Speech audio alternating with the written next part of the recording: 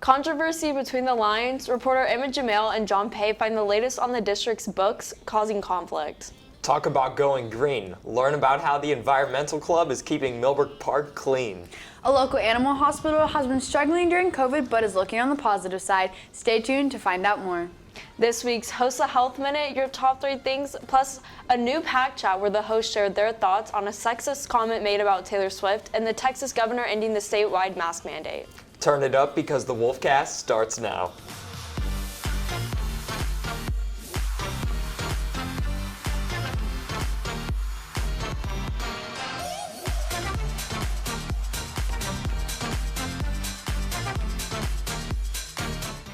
Good morning, Cedar Park High School. I'm Ella Neal, and I'm joined this morning by Abby Martinez and Luke Johnson.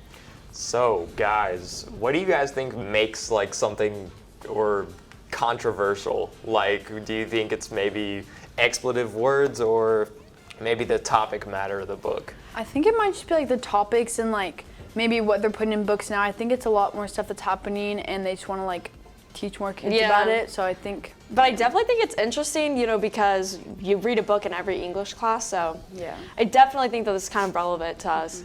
Reading from a select group of books for English class is nothing new to students, but when some more mature titles were discovered in this year's reading list around November, many in the community were shocked, while others felt it wasn't an issue. Reporter John Pay and Emma Jamil are here to uncover what happened. Thank you, Abby. I worked with reporter Emma Jamil to learn about how the district is going to reform their way of selecting student-select books. Many of us have had our fair share of reading a book for English class from a list of titles previously offered by LISD. But last year, after some books were discovered to have overly sexual and provocative content, 70 members of the district-wide community, with help of the Community Curriculum Advisory Committee, started to review these 140 books based on an articulate rating system. I appreciate us realizing that, and I really do hope we can restore some trust that was broken, and we can get this right. There should have been processes in place, and I hope that we don't continue to kind of have this cycle happen every few years. So far, the Community Curriculum Advisory Committee has chosen 6 titles that are sufficient enough to be removed. However, Chief Academic Officer Matthew Bench makes it very clear that no books will be banned nor censored from the students' reach outside of class, and that diversity of literature is still an important virtue. We're going to make sure that you have plenty of different choices within your literature, and that we are still going to make sure that there is diversity in literature, diversity of ideas, perspectives, and experiences. In cultures. This topic is definitely well known amongst our English teachers. English 4 teacher Trudy Kennedy explains that the objections to some of the texts in question were not only based on the mature content, but also their literary value. One of the objections to the same books that were sexually inappropriate was the fact that there was really nothing of literary value. They could easily be traded out. You are not going to really miss anything. These same books don't have an academic or literary value that would make them worth keeping. This process will be continuing throughout the spring semester, and all updates can be seen on the CCAC website. Back to you guys at the desk. Thanks, John and Emma. We'll make sure to follow the story to find out what happens to the books. Are you interested in taking a more hands-on approach to keeping the environment clean? The Environment Club here at CPHS may have just the opportunity for you. Once every month, the Environment Club heads out to Milburn Park to pick up trash, keeping the park safe for the environment and pretty for the people. Membership in the Environmental Club is not required to participate in the cleanups, but nearly all the participants of these park cleanups are active members. The only requirement of the participant of these events are that they have not tested positive for COVID or come into contact with someone who has tested positive for the coronavirus. If you're interested, feel free to follow at CPHS Environmental Club on Instagram to learn more. Cypress Creek Pet Care has been under a lot of pressure throughout the pandemic, especially after the snow and ice that took Texas by storm over Valentine's Day weekend. With the onset of COVID-19, they've had to make a lot of adjustments when it comes to treating their patients and accommodating their owners with the safety precautions in place.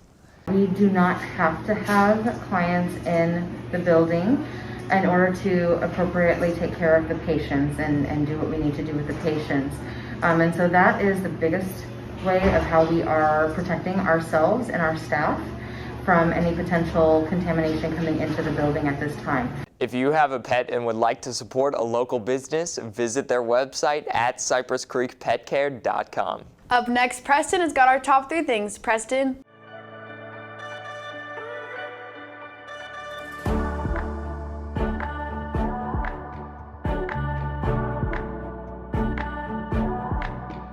Good morning, CPHS. I'm Preston Scott. Here are the top 3 things you need to know for today. First up, 6 Dr. Seuss books will stop being published because they include racist and insensitive imagery. The decision to stop sales of the book was made last year after months of discussion. They took feedback from audiences including teachers, students, and specialists in the field as part of the review process. Next, Texas lawmakers are looking to hold power companies accountable for the recent energy catastrophe, which has had deadly consequences. Millions of people were left without heat and water following the winter storms. Texas Attorney General Ken Paxton filed a lawsuit on Tuesday against Gritty Energy over large energy bills some customers received as a result of the winter storms. And lastly, Governor Greg Abbott announced yesterday that he's lifting the mask mandate in Texas. Businesses of all type will be allowed to open up 100% beginning March 10th. The announcement comes as COVID cases continue to drop across the country, although health experts say relaxing restrictions now could lead to another surge. That's all I have for you today. With CPHS News, I'm Preston Scott.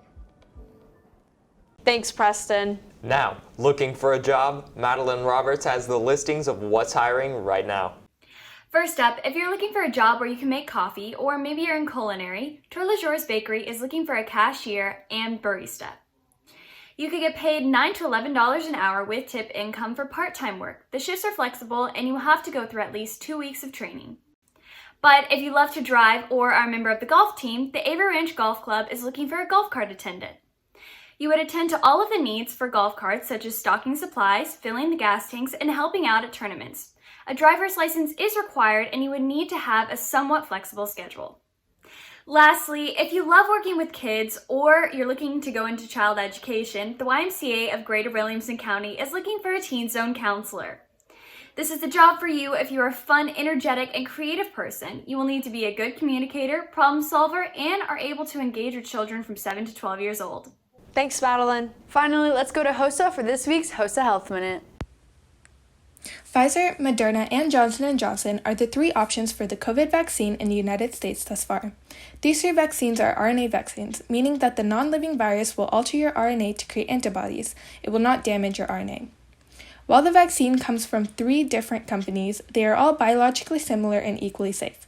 Pfizer and Moderna require 2 shots with a month or more in between each shot. Johnson & Johnson succeeded in making a 1-shot vaccine 66% effective. Common side effects of the vaccine include swelling and pain at the injection site, along with chills, malaise, headaches, and a fever.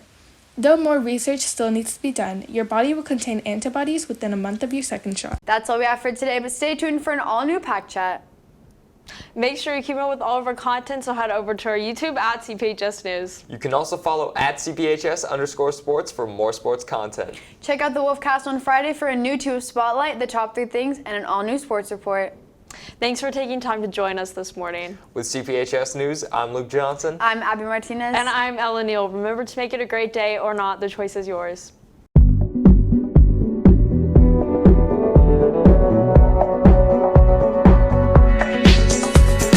Welcome back to the Pack Chat, our student voice opinion segment. I'm joined today by my co-hosts, Victor Martinez and Sam Mack, as well as our guest co-host, Ignacio Miguel, as we discuss this week's most trending topics. Yesterday, we posted some polls on our Insta story with the topics beforehand, so we can bring them up in our discussion. So thank you to everyone who responded. With that being said, let's get started. First, the Netflix show Ginny and Georgia is under fire for a sexist quote used against Taylor Swift. The show's line said, "What do you care? You go through men faster than Taylor Swift." Fans were shocked at this line used, especially by a Netflix original, after Taylor's documentary Miss Americana was aired on Netflix, where Taylor specifically talked about the misogyny and sexism she faced in her career. So Taylor took to Twitter with a quote that with the tweet that Connor will probably insert somewhere around here. And basically, you know, a lot of people thought that, you know, she was overreacting. I am a Taylor Swift fan, and I think, you know, especially from a platform that she felt safe on. I mean, people have talked about who Taylor Swift has dated for her whole entire career. You know, it's always been a subject. You know, she's always gotten hate for having songs about all of her exes, even though everyone in the music industry does. So, you know, I feel like Taylor kind of thought one of the lines in the tweet said 2010 called and it wants its joke back because, you know, it is 2021. She probably thought that she would never hear those words ever again. What do you guys think about it? I mean, I feel it's Netflix. Like, Netflix has always been on that line of, like, are you serious? Like, you know what I mean? Like, they've just always pushed that boundary. And I agree. Like, it's been such a long time since I've heard it. Like, I just feel like there was really no reason to, like, really bring it back up. And I definitely wouldn't put the hate towards the actress, and instead I would put it towards the Netflix writers, because I feel like they're the ones who made this controversy happen. Oh yeah, no, definitely. It's like she said, it's dated. Like, at this point, like, we've come to a point where it feels like that type of joke isn't necessary. Like, you can write around that. You can have the same effect without having to take a jab at this singer for no reason. Yeah, no. And definitely, I mean, I just feel like, you know, she is definitely tired of it. Like, she is like one of the only artists who have ever received backlash about dating people. So, you know, I definitely think that her feelings are very valid. Yeah, I agree. And on our Instagram poll, we had 64% of people say that Taylor made a valid point. 36% say that she's making it a big deal, which I thought was interesting. But I definitely think that she's making a valid point. Next, a top Nike executive resigned after 25 years with the company when it came out that her 19-year-old son, Joe Herbert, was caught using her credit card for a shoe resale business. Herbert was racking up $200,000 a month from his resale business. Shoe resellers have been ruining shoe companies' launches and affecting buyers for years. I don't know if you guys are familiar with shoe and sneaker like reselling, but what they do is they buy these shoes in bulk when they first launch. Yeezys are super big for it, you know, to be targeted by resellers. And what they do is they double the cost of them and then sell them through their own company. So, you know, it really is affecting the buyers more than it is affecting these big companies. You know, they're still buying the shoes from Nike, even though they're selling them for double. It's not like a super big deal for Nike, but what it is doing is affecting, you know, the buyers of these shoes. So what do you guys think about that? I mean, I personally don't, I mean, she stepped down at her own will. So I don't know what you guys think about it, but I think it's kind of interesting how, you know, like maybe she was distributing shoes to him behind the scenes, or what do you guys think? I think all in all, it's a really like crappy situation, because there's like no way she can like really win in it, just because first off, she's so high up in Nike. And then, like, her own child is doing it. Like, if she was in on it, it would make more sense. But if she isn't, then that's just really, like, that's just super, like, unfortunate. Because there's, like, really nothing she can do because she's, like, a big part of it, I guess. Like, just not, like, on purpose or maybe on purpose. No one knows. But I think it's just a really crappy situation for her. Yeah, for sure. We had somebody on the our like Instagram poll. We kind of asked an open-ended question about what people thought, and someone responded saying that her son should be ashamed that he lost his mother's job for selfish reasons. And I agree. Like, there's no reason that he had to be doing that. Like, that's just something that like he wanted to make, like, whatever. And if his mom is like a huge exec at Nike, like, I'm sure that, like, you know, their family makes a decent amount of money. Like, that's not something that he, like, that's not really like understandable from his perspective, I guess. So yeah, he definitely didn't have the need to take advantage of that. His mom was already high up there. Exactly. And I mean, I definitely think that the response was like pretty much prompted. Like, she would have had to step down just because of what resellers are doing to the shoe industry. Like, it is a really big deal right now. And it's like a conversation that a lot of people are ready to have. Last, Texas Governor Greg Abbott announced yesterday, starting Wednesday, March 10th, he's removing the statewide mask mandate and opening all businesses to 100% capacity. According to the Statesman, only 1.5 million Texans have been fully vaccinated with the coronavirus vaccine, and the New York Times averages Texas's cases to 7,000 new cases a day.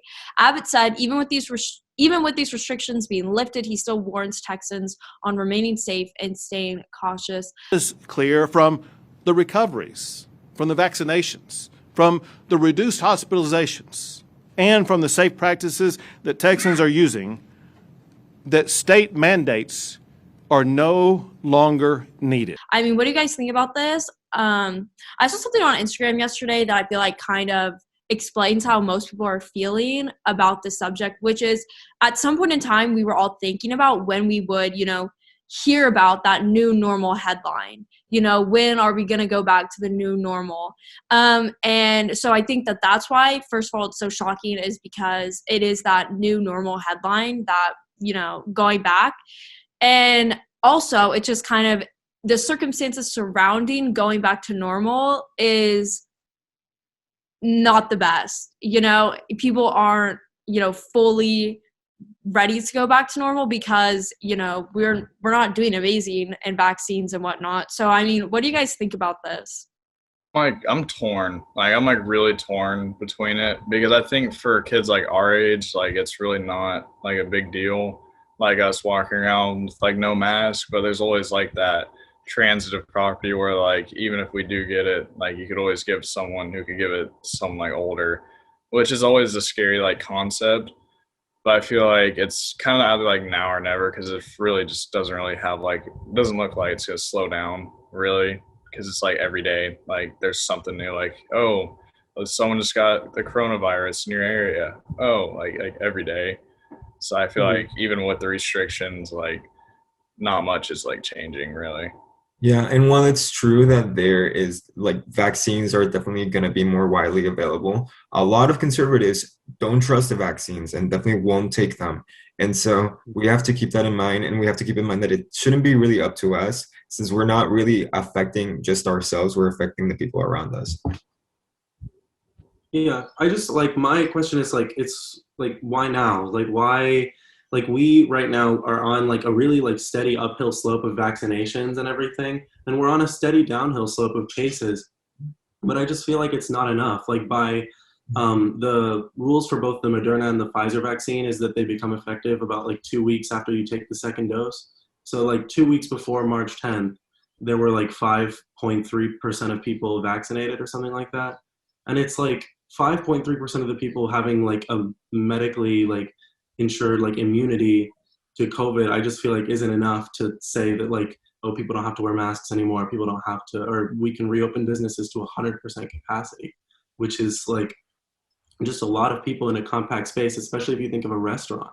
And when you think about it, yeah, those individual businesses, they can say, oh, we want people to wear masks in our businesses. But what a lot of businesses are doing now is because of this whole mandate, they're realizing that people aren't going to wear masks in their stores. And they're saying that oh, okay, our employees have to wear masks, but the other people don't. But that's just feels unfair to the employees because they're wearing masks. They might be people who care, but they have to come into contact with these people who don't have to be wearing masks. And they are facing that kind of unnecessary exposure.